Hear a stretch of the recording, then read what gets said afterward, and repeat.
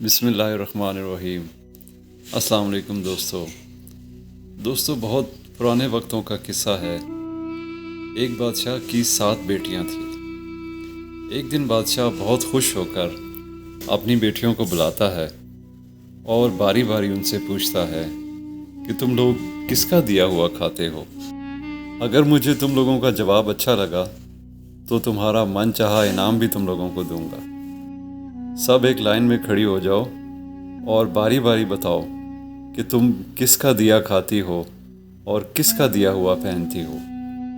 ان میں سے 6 بیٹیوں نے کہا کہ ابا حضور، آپ کا دیا ہوا کھاتے ہیں اور آپ ہی کا دیا ہوا پہنتے ہیں۔ ہماری یہ جو شان و شوکت ہے یہ آپ ہی کی وجہ سے ہے۔ ان کا یہ جواب سن کے بادشاہ انتہائی خوش ہوا اور سب کو ان کے من پسند انعامات دیے۔ جب سب سے چھوٹی بیٹی کی باری آئی تو اس نے جواب دیا کہ میں اللہ کا دیا ہوا کھاتی ہوں اور جو قسمت میں ہوتا ہے وہ پہنتی ہوں، اور یہی میرا نصیب ہے۔ یہ سنتے ہی بادشاہ غصے سے لال پیلا ہو گیا اور کہنے لگا کہ اے کم بخت، تو نے میری ناشکری کی ہے، میں تجھے اس کی سزا ضرور دوں گا۔ شہزادی نے کہا جو آپ کا حکم ابا حضور۔ بادشاہ نے اپنے سپاہیوں کو حکم دیا کہ جاؤ اور اسے جنگل میں چھوڑاؤ، میں بھی دیکھوں کہ یہ میرے بغیر کیسے اللہ کا دیا ہوا کھاتی ہے اور اپنے نصیب کا پہنتی ہے۔ سپاہیوں نے شہزادی سے تمام زیورات واپس لے لیے اور پرانے کپڑوں میں نہایت خستہ حالی میں بادشاہ کے حکم کے مطابق اسے جنگل میں چھوڑ آئے۔ سبھی سپاہی شہزادی کو چھوڑ کے واپس چلے گئے۔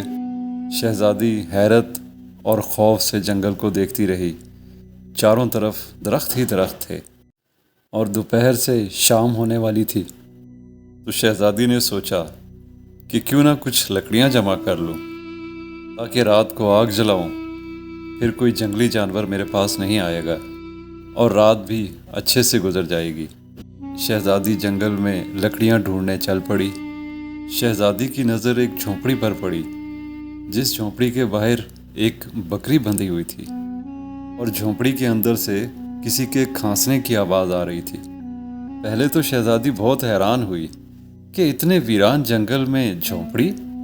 جب وہ جھونپڑی کے اندر داخل ہوئی تو کیا دیکھتی ہے کہ ایک بوڑھا ضعیف شخص چارپائی پہ لیٹا ہے اور کھانستے کھانستے پانی مانگ رہا ہے۔ شہزادی جھونپڑی میں ادھر ادھر دیکھتی ہے تو جھونپڑی کے ایک کونے میں پانی کا گھڑا پڑا ہوتا ہے۔ وہ ایک گلاس میں پانی بھر کے بوڑھے ضعیف شخص کو پلاتی ہے۔ اتنے میں وہ بوڑھا شخص شہزادی سے پوچھتا ہے کہ بیٹی، تم کون ہو اور اتنے بڑے جنگل میں تم اکیلی کیا کر رہی ہو؟ تب شہزادی اسے سارا قصہ سناتی ہے کہ وہ یہاں تک کیسے پہنچی۔ وہ بوڑھا شخص اسے جھونپڑی میں ہی رہنے کا کہتا ہے اور اس سے کہتا ہے کہ میں شہر میں کام کرتا ہوں، صبح شہر چلا جاؤں گا اور 8 دن کے بعد واپس آؤں گا، تم یہیں رہو۔ جھونپڑے میں کھانے کا خاصا سامان ہے اور پاس ہی ندی ہے، تم وہاں سے پانی کا گھڑا بھر لیا کرنا۔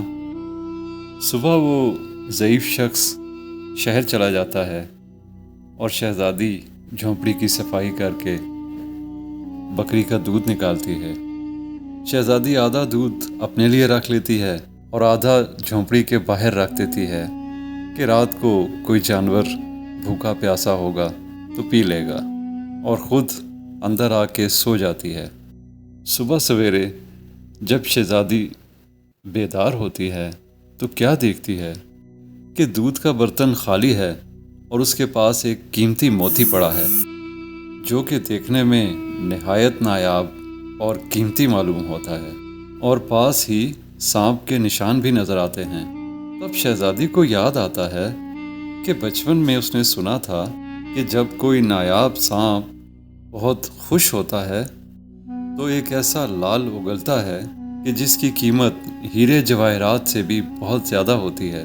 شہزادی بہت حیران ہوتی ہے اور دل میں سوچتی ہے کہ شاید سانپ بھوکا تھا، اسی لیے वो दूध पीकर खुशी में ये लाल छोड़ गया, यानी ये कीमती पत्थर छोड़ गया।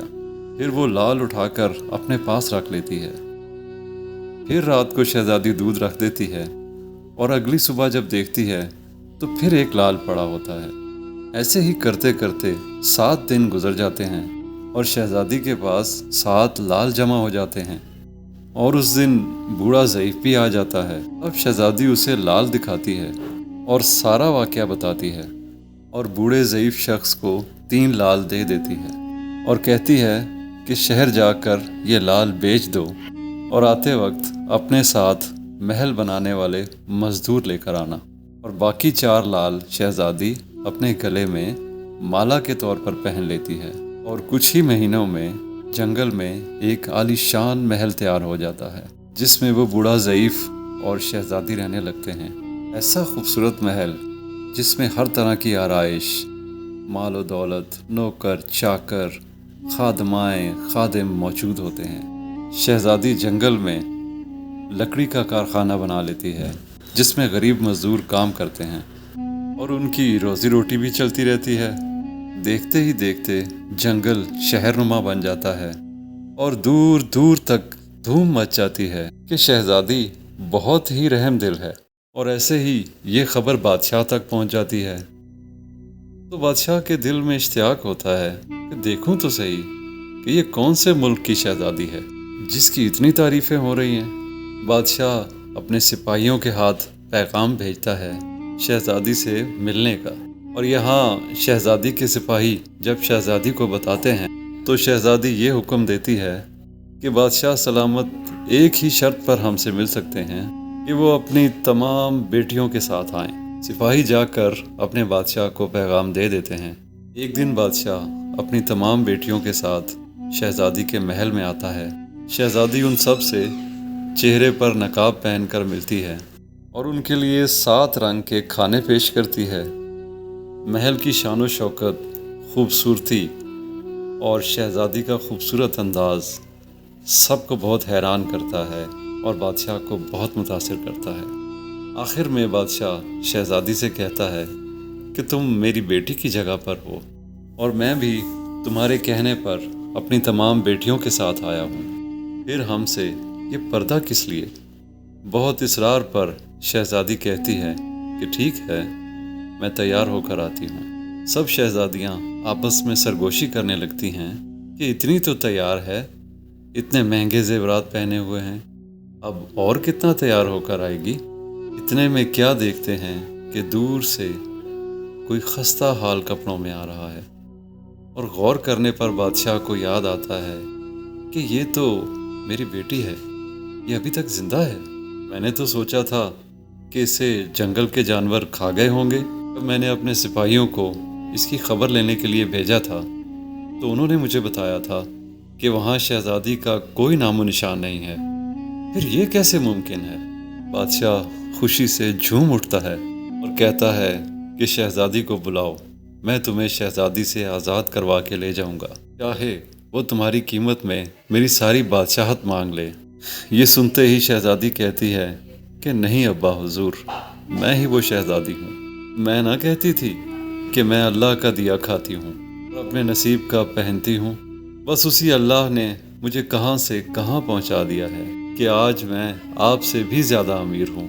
फिर शहजादी अपना तमाम हाल बयान करती है कि वो इस मकाम तक कैसे आई और बादशाह को अपने गले की माला भी दिखाती है जिसमें अभी भी 4 लाल मौजूद होते हैं। ये बात सुनते ही बाकी तमाम शहजादियाँ दिल में रश्क करने लगती हैं और सोचती हैं कि ऐ काश हमने भी तब यही कहा होता कि अल्लाह का दिया खाती हैं और अपने नसीब का पहनती हैं। मेरे दोस्तों भाइयों, हमेशा अल्लाह ताला की बात पर, अल्लाह ताला की ज़ात पर यकीन रखो। वो हमें जिस हाल में भी रखे, हमेशा उसका शुक्र अदा करना चाहिए। आपका बहुत बहुत शुक्रिया। कहानी पसंद आई हो तो लाइक कीजिए, सब्सक्राइब कीजिए, दोस्तों के साथ शेयर कीजिए। अल्लाह हाफ़िज़।